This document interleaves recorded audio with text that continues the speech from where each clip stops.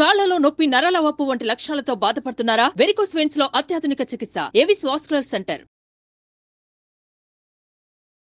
నమస్కారం అండి. నేను డాక్టర్ కళ్యాణ్ చక్రవర్తి, కన్సల్టెంట్ సైకియాట్రిస్ట్. అయితే ఈరోజు కర్నూలులో నంద్యాల దగ్గర జరిగినటువంటి సంఘటన గురించి ఈరోజు చాలా గుండె భారమై, బరువై స్పందించటం తప్పనటువంటి పరిస్థితిలో స్పందిస్తున్నానండి. చాలా బాధాకరమైనటువంటి సంఘటన. ఆ తల్లిదండ్రులని ఆ భగవంతుడు ఏ విధంగా ఓదారుస్తాడో అర్థం కానటువంటి పరిస్థితి. ఎన్ని మాటలు చెప్పినా కూడా వాళ్ళని ఓదార్చలేనటువంటి ఒక చాలా బాధ కలిగేటటువంటి, చాలా ఎన్ని మాటలు చెప్పినా, ఏమి ఇచ్చినా కూడా ఆ బాధని తీర్చలేనటువంటి ఒక భయంకరమైనటువంటి సంఘటన. ఆ 8 ఏళ్ల పాప ఎంత మానసికపరమైనటువంటి క్షోభను అనుభవించుంటుంది, ఎంత బాధ, ఎంత నొప్పిని అనుభవించుంటుంది. అంత భయంకరంగా అందులో ఇక్కడ వచ్చినటువంటి భిన్నమైనటువంటి సంఘటన ఏంటంటే, చేసినటువంటి ఆ దుశ్చర్య పాల్పడినటువంటి ఆ ముగ్గురు కూడా మైనర్స్ అవటం అనేటటువంటిది ఈ రోజు మనకు కనిపించేటటువంటి అతి దారుణమైనటువంటి, అతి భయంకరమైనటువంటి ట్విస్ట్. అయితే ఒక సైకియాట్రిస్ట్ గా నేను దీన్ని ఏ విధంగా చూస్తాను అనేది చాలా మంది వెయిట్ చేస్తూ ఉంటారు. ఆ పిల్లలు ఎవరైతే ఉన్నారో ఆ ముగ్గురు మైనర్స్, అంటే 6th 7th చదివేటటువంటి ఆ పిల్లలు అసలు ఒక 8 ఏళ్ల ఆడపిల్లని ఏ విధంగా మానభంగం చేసుంటారు, అంటే ఏ విధంగా రేప్ చేసి ఆ అమ్మాయిని హత్య చేసుంటారు అనేది ఇక్కడ ప్రధానమైనటువంటి అంశం. అంటే వీళ్ళని మైనర్స్ కింద చూడాలా, వీళ్ళ సైకలాజికల్ మెంటల్ స్టేట్ ఎలా ఉంది, వీళ్ళని కోర్టులు ఏ విధంగా శిక్షిస్తాయి అనేటటువంటిది ముఖ్యమైనటువంటి అంశాలు. అసలు వీళ్ళు ఎలా ప్రేరేపితం అవుతున్నారు, అసలు ఇలాంటి దుశ్చర్యకి వీళ్ళు ఎందుకు ఈ విధంగా ఆలోచిస్తున్నారు, ఎందుకు ఇలా పక్కదో పడుతున్నారు, చదువుకుంటూ ఆడుతూ పాడుతూ ఉండేటటువంటి వాళ్ళు అసలు సెక్స్ పరమైనటువంటి ఆలోచనలు ఇంత చిన్న వయసులో వస్తాయా, వస్తే గిస్తే కనుక వాళ్ళు ఇంత భయంకరంగా ఆ కోరికల్ని తీర్చుకోవాలనేటటువంటి ఆలోచన ఎందుకు వస్తుంది అనేటటువంటి ఇక ప్రధానంగా మనకు ఏర్పడేటటువంటి ఒక సమస్య. ఎందుకంటే దీన్ని మనం ఈరోజు అడ్రస్ చేయకపోతే, అంటే సైకలాజికల్గా ఇలాంటి అంశాన్ని మనం అడ్రస్ చేయకపోతే, ఇలాంటి అంశాలు రానున్న రోజుల్లో ఇంకా పునరావృతం అవడానికి చాలా అవకాశాలు ఉంటాయి. పిల్లలు స్కూల్కి వెళ్ళేది చదువుకోవటానికి, హ్యాపీగా ఎంజాయ్ చేయటానికి. అదే ఉద్దేశంతో ఈ 6 నుంచి 7 సంవత్సరాలు ఈ దుశ్చర్య పాల్పడినటువంటి, ఈ క్రూరంగా వ్యవహరించినటువంటి పిల్లలకి వర్తిస్తుంది. అన్యం పుణ్యం తెలియనటువంటి ఆ 8 సంవత్సరాలు చనిపోయినటువంటి ఆ అమ్మాయికి కూడా వర్తిస్తుంది. అందరినీ నమ్మాలి, అందరి మధ్యన సంతోషంగా ఉండాలి, హ్యాపీగా ఎటువంటి బరువు బాధ్యతలు లేకుండా చదువుకుంటూ ఆడుతూ పాడుతూ పెరగాలనేటటువంటి వాళ్ళకి ఇటువంటి ఆలోచనలు ఎక్కడి నుంచి వస్తున్నాయి? అయితే వీళ్ళని ఏ విధంగా శిక్షించాలి, కోర్టు ఏ విధమైనటువంటి మైనర్స్ మీద చర్యలు తీసుకోవాలి అనేటటువంటిది అది లీగాలిటీకి సంబంధించినటువంటి అంశం. మనకు ఉండేటటువంటి ఆవేశంతో వాళ్ళని చంపాలి, ఎన్కౌంటర్ చేయాలి, ఇలాంటి రకరకాల ఆలోచనలు వచ్చినా కూడా న్యాయం, చట్టం అది చేయవలసినటువంటి పనులు అది చేసేటటువంటి విధంగా ఒక మైనర్ పిల్లల్ని ఏ విధంగా చేయాలనేటటువంటి విధంగా అది ముందుకు పోతూనే ఉంటుంది. అయితే ఈ పిల్లల్లో వచ్చినటువంటి ఈ మార్పు ఏంటంటే ఖచ్చితంగా చాలా వరకు 100కి 90% ఇది స్కూల్ యాజమాన్యం కానీ, పేరెంట్స్కి కానీ, లేదంటే మన మీడియా పరమైనటువంటి సోషల్ మీడియా పరమైనటువంటి విపరీతంగా మొబైల్ ఫోన్లో ఎక్స్పోజ్, అంటే ఆ వయసుకు మించినటువంటి ఎక్స్పోజర్ వల్ల ఏర్పడేటటువంటి పరిస్థితిగా మనం గుర్తించాలి. ముందుగా మీడియా ఆర్ సోషల్ మీడియా గురించి మనం మాట్లాడుకుందాం. Accessibility to mobile phones, smart phones అనేటటువంటి చౌక అయిపోవటం, ఇంటర్నెట్ అనేటటువంటిది విచ్చలవిడిగా ఎక్కడ పడితే అక్కడ అవైలబిలిటీ ఉండటం, వెబ్సైట్స్ మీద నియంత్రణ లేకపోవటం, ఏ వెబ్సైట్స్ అన్నా కూడా ఏ వయసు పిల్లలు అన్నా కూడా చూసేదానికి అవకాశం కలిగించడం, అందులో ముఖ్యంగా ఈ పార్న్ వీడియోస్, పార్న్ వెబ్సైట్స్ అనేటువంటి విచ్చలవిడిగా కనిపించడం. ఈ సోషల్ మీడియాలో ఏంటంటే వీటికి పిల్లలు బాగా ఈజీగా ఎక్స్పోజ్ అవటం, ఆ వెబ్సైట్స్లోకి వెళ్ళటానికి ఎటువంటి లెజిస్లేచర్ కానీ, ఒక నియంత్రణ కానీ, ఒక కట్టుదిట్టమైనటువంటి పరిస్థితి కానీ లేకపోవటం వల్ల ఈ హార్మోన్స్ ప్రభావితమైనటువంటి ఈ ప్రీ టీనేజర్స్ కేవలం ఇవి చూసి ప్రేరేపితమయ్యి, దానివల్ల ఆ హార్మోనల్ డిస్టర్బెన్స్ వల్ల మేము కూడా వెళ్ళి అది ఎక్స్పెరిమెంట్ చేస్తే తప్పేముంది అనేటటువంటి ఆలోచనతో వాళ్ళు ఉండటం, ఇటువంటి జరిగేటటువంటి అంశాలు చాలా కామన్గా చూపెట్టేటటువంటి ఈ పార్న్ సైట్స్ కానీ, వీడియోస్ కానీ, ఇవన్నీ చాలా నార్మల్, ఇందులో ఏం కొత్తది ఏమీ లేదు, ఇది అంత న్యాచురల్, ఇది ప్రతి చోట జరుగుతుంది, ఈ వయసులో మీరు అనుభవించకపోతే ఏ వయసులో మీరు అనుభవించలేరు అనేటటువంటి రాంగ్ ఇంప్రెషన్, రాంగ్ ఐడియా అనేటటువంటిది ఈ పిల్లల వయసులో, ఈ వయసులో ఉండేటటువంటి పిల్లల యొక్క మైండ్లో అది నాటుపోయేటటువంటి విధంగా చాలా ఇన్ఫ్లుయెన్షియల్గా ఉండేటటువంటి కొన్ని వీడియోస్కి ఈ పిల్లలు రిపీటెడ్గా ఎక్స్పోజ్ అవటం. ఇందులో క్రిమినల్గా థింక్ చేసేటటువంటి కొంతమంది పిల్లలు అయితే కనుక, నేను క్రిమినల్గా థింక్ చేయటమే కాదు, పక్క వాళ్ళకు కూడా ఆ విధంగా ఆలోచించడం తప్పు లేదు అని చెప్పి ప్యాసివ్గా, అంటే ఆ ఇష్యూ గురించి పెద్ద అవగాహన లేనటువంటి పిల్లలను కూడా ఈ క్రిమినల్ మైండ్ సెట్తో ఉండేటటువంటి వాళ్ళు ఇన్ఫ్లుయెన్స్ చేయటం. అంటే ఇక్కడ 3 గ్రేడ్స్‌లో మీరు చూడండి. ఒకటి క్రిమినల్ మైండ్ సెట్‌తో ఉండేటటువంటి ఆ పిల్లలు ఆ వీడియోస్ చూడటం, ఆ వీడియోస్ బట్టి ప్రేరేపించబడటం, ఇన్‌ఫ్లూయెన్స్ అవ్వటం, తర్వాత ఆ వీడియోస్‌ని తీసుకెళ్ళి అంటే ఆ వీడియోస్‌లో జరిగేటటువంటి చర్యల్ని మనం రియల్ లైఫ్‌లో కూడా ఎంజాయ్ చేయాలి అనేటటువంటి విధంగా ఆ విధంగా డైవర్ట్ అవ్వటం. తర్వాత ఆ వీడియోస్‌లో వాళ్ళు చూసింది, వాళ్ళు ప్రేరేపితమైనటువంటి అంశాల్ని వేరే పిల్లలకి నేర్పించటం. వీళ్ళని ప్యాసివ్ గ్రూప్ అంటారు. వీళ్ళు అమాయకులు, దీని గురించి పెద్ద తెలియనటువంటి పిల్లలు. ఇన్‌ఫ్లూయెన్స్ చేయటం, వాళ్ళ యొక్క తోడ్పాటు కూడా తీసుకోవటం. కేవలం వీడియోస్ చూడటం ఒక్కటే సరిపోదు. దానికి పైమెట్టుగా మనం దీన్ని తీసుకెళ్ళి ఆచరించాలి అనేటటువంటి విధంగా ఒక ఆలోచనలోకెళ్ళటం. తర్వాత ఆ ముగ్గురు కలిపి వీళ్ళందరూ కూడా ఏంటంటే దీనికి కరెక్ట్ విక్టిమ్ ఎవరు? వాళ్ళకంటే వయసుకు దగ్గర ఉండేటటువంటి వాళ్ళు, అదే వయసు ఉండేటటువంటి వాళ్ళైతే కనుక రిటాలియేట్ అవుతారు, రెబెలియన్ చూపెడతా ఉంటారు. లేదంటే గట్టిగా అరుస్తారు, నలుగురికి చెప్తారు. వాళ్ళకంటే తక్కువ వయసు ఉండేటటువంటి వాళ్ళు ఉండాలి. తక్కువ చదివేటటువంటి వాళ్ళు ఉండాలి. తక్కువ కమ్యూనిటీకి చెందినటువంటి వాళ్ళు ఉండాలి. వీళ్ళు చెప్పేటటువంటి మాయమాటలు నమ్మేటటువంటి వాళ్ళు ఉండాలి. వీళ్ళు సీనియర్స్ కదా అని చెప్పి వీళ్ళు చూపెట్టేటువంటి ఆజమాయిషీతనాన్ని గాని, లేదంటే వాళ్ళు ఇచ్చేటటువంటి ఆఫర్స్‌ని గాని, దానికి టెంప్ట్ అయ్యేటటువంటి విధంగా ఉండాలి. సో, వీళ్ళు క్రిమినల్ మైండ్ సెట్ అనేటటువంటిది కేవలం ఆ వీడియో చూడటము, ఆ వీడియోలో ఉండేటటువంటిది అనుకరించడమే కాకుండాని, దానికి తర్వాత వాళ్ళు తీసుకునేటటువంటి సహాయ సహకారాలు ఎవరెవరి దగ్గర నుంచి ఈ గుంపులోకి లాగుతున్నారు అనేది ఒకటి. రెండోదేంటంటే ఎవరిని విక్టిమ్ కింద వీళ్ళు ఎంచుకుంటున్నారు, వాళ్ళ యొక్క కోరిక తీర్చటం గురించి ఎవరిని విక్టిమ్ కింద ఎంచుకుంటున్నారు అనేటటువంటిది కూడా ఇందులో ముఖ్యమైనటువంటి అంశాలన్నమాట. సో, ఈ క్రిమినల్ మైండ్ సెట్ అనేటటువంటిది వాళ్ళకి, ఈ పిల్లలకి కొంతవరకు ఇన్‌హెరెంట్‌గానే ఉంటది. ఇన్‌హెరెంట్‌గా లోపల ఉండేటటువంటిది. లేదంటే కనుక ఆ స్కూల్‌లో ఉండేటటువంటి ఆ 500 మంది పిల్లలో, 1000 మంది పిల్లలో అందరూ ఇదే కార్యక్రమంలో పోవాలిగా. ఎందుకు ఇది ప్రత్యేకంగా కొంతమందినే అట్రాక్ట్ చేస్తుంది? ఎందుకు ఆ వీడియోస్ కొంతమందినే అట్రాక్ట్ చేస్తుంది? ఎందుకు ఇటువంటి దుశ్చర్యకు పాల్పడాలి అనేటటువంటి ఉద్దేశం కొంతమంది పిల్లల్లో అంటే కనుక వాళ్ళ మైండ్ సెట్ బట్టి ఈ ఆచరణలోకెళ్ళేటటువంటి ఇలాంటి అంశాలనేది మనం గుర్తుపెట్టుకోవాలి. ఏంటి ఆ మైండ్ సెట్? ఈ మైండ్ సెట్ ఏంటంటే కనుక చదువుని వెనక్కి వేయటం, ఎప్పుడు కూడా ఆడుతూ పాడుతూ తిరగాలి అని అనుకోవటం, ఎప్పుడు లైఫ్‌ని ఇంకో విధంగా ఎంజాయ్ చేయాలి, ఒక కొత్త తరంగా, ఒక అడ్వెంచరస్‌గా ఎంజాయ్ చేయాలి. పేరెంట్స్ అనేటటువంటి పరిధిలో కాకుండా అందరి కళ్ళు గప్పి ఇంకో కొత్త తరహాలో లైఫ్ ఎంజాయ్ చేయాలి. అది ఏదన్నా అవనియండి. సిగరెట్లు తాగటం అవనియండి, మందు కొట్టటం అవనియండి, చిన్న వయసులోనే మనం ఎంజాయ్ చేయాలి. ఆ వీడియోస్‌లో ఏవైతే ఉన్నాయో అవే అనుకరించాలి. కష్టపడి జీవితంలో ఒక విధంగా ముందుకెళ్ళటం కాదు. మనం ఆనందం అనేటటువంటిది, సుఖం అనేటటువంటిది తక్కువ సమయంలోనే ఈ వయసులోనే ఆస్వాదించాలి, ఆనందించాలి.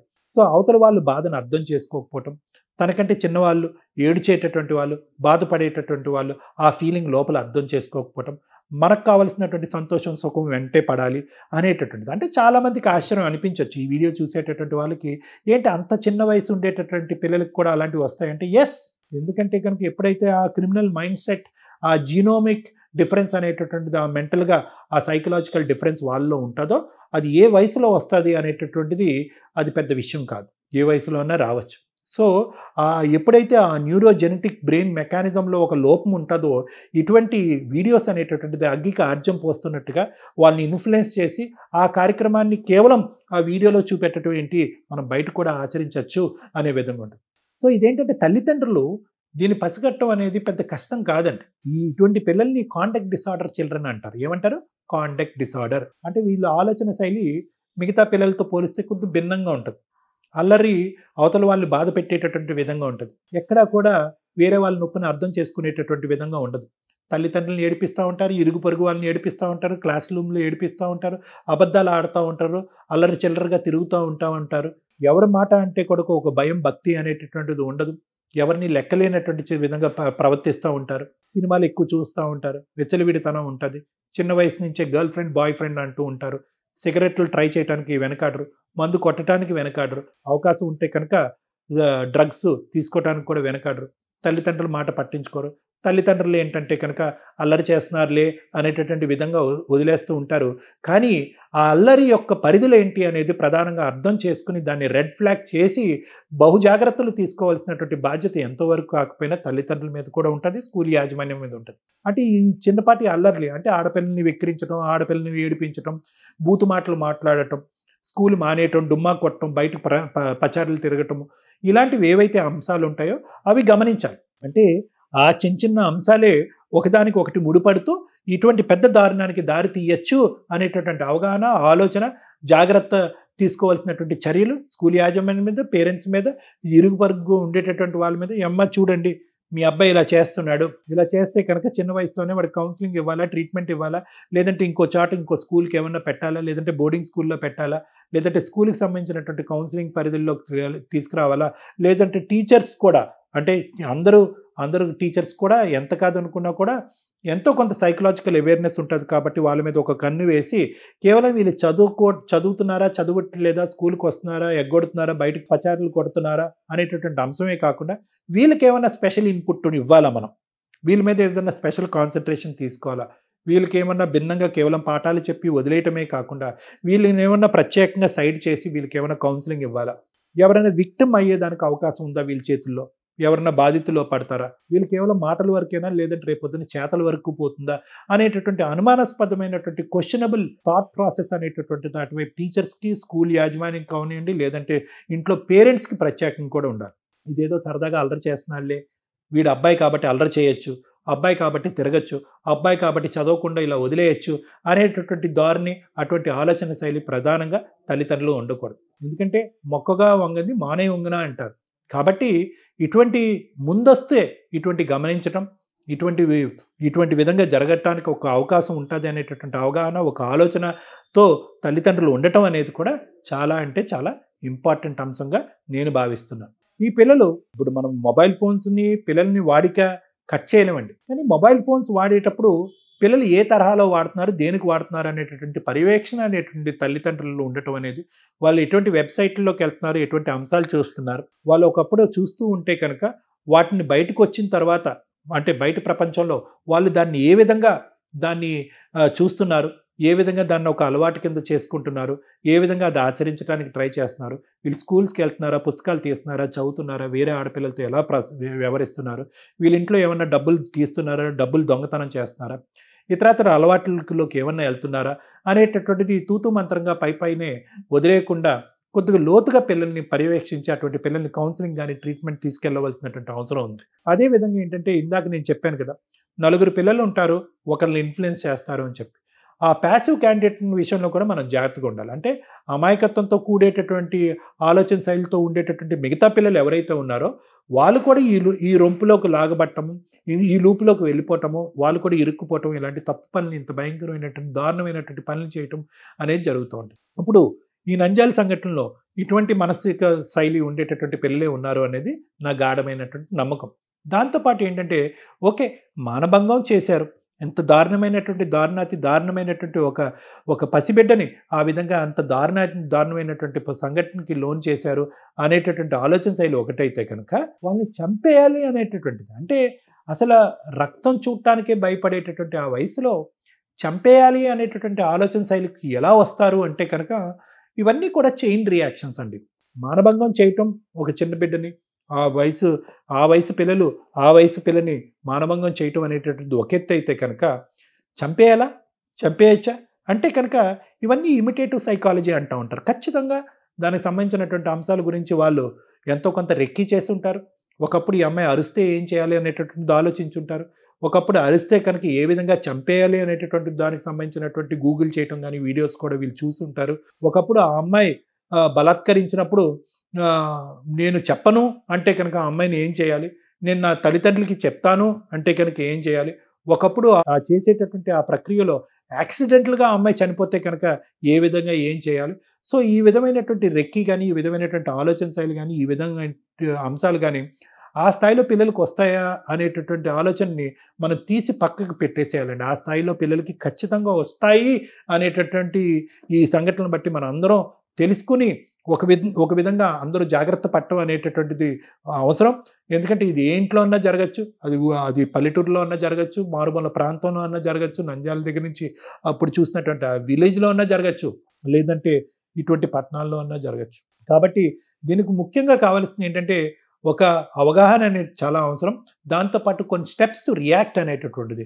ఏదో చిన్నపిల్లలు చేసేస్తున్నారు, ఏదో అబ్బాయిలు చేసేస్తున్నారు అన్నట్టు కాకుండా ప్రత్యేకంగా ఇలాంటి డైవర్ట్ అవుతున్నటువంటి ఇటువంటి పిల్లల్ని మనమందరం కొన్ని ఇండికేటర్స్ ద్వారా క్యాచ్ చేసి వాళ్ళకి ట్రైనింగ్ చేసి ఇలాంటి అనర్థాలని అవాయిడ్ చేసేటటువంటి ప్రక్రియలో మనకు ముందుకెళ్ళటానికి అవకాశం ఉంటుంది. అంటే ఏంటంటే స్కూల్ మానేయటాలు, అల్లరి చిల్లరగా తిరగటాలు, వేరే వాళ్ళని ఏడిపించటాలు, అడ్వెంచరస్ యాక్టివిటీస్ చేయటాలు, చదువు అంటే ఇష్టం చూపెట్టకపోవటము, అందరినీ ఏడిపిస్తూ వాళ్ళు ఆస్వాదించడము, ఏదో హీరోయిజం లాగా హీరోస్ లాగా ఉండటానికి ప్రయత్నం చేయటము, వేరే వాళ్ళ బాధను అర్థం చేసుకోకపోవటము, ఒక సీక్రెట్ లైఫ్ని ఉండాలి అని అనుకోవటము.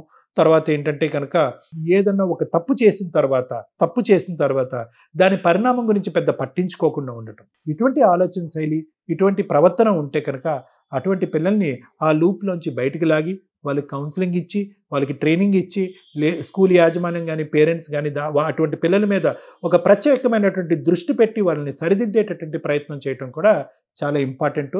అలాంటప్పుడే ఇలాంటి సంఘటనలు మళ్ళీ పునరావృతం కాకుండా జాగ్రత్త పడటానికి ఒక అవకాశం ఉంటుంది. సుమన్ టీవీలో మీ పర్సనల్ అండ్ బిజినెస్ ప్రమోషన్స్ కోసం కింది నెంబర్కి కాంటాక్ట్ చేయండి.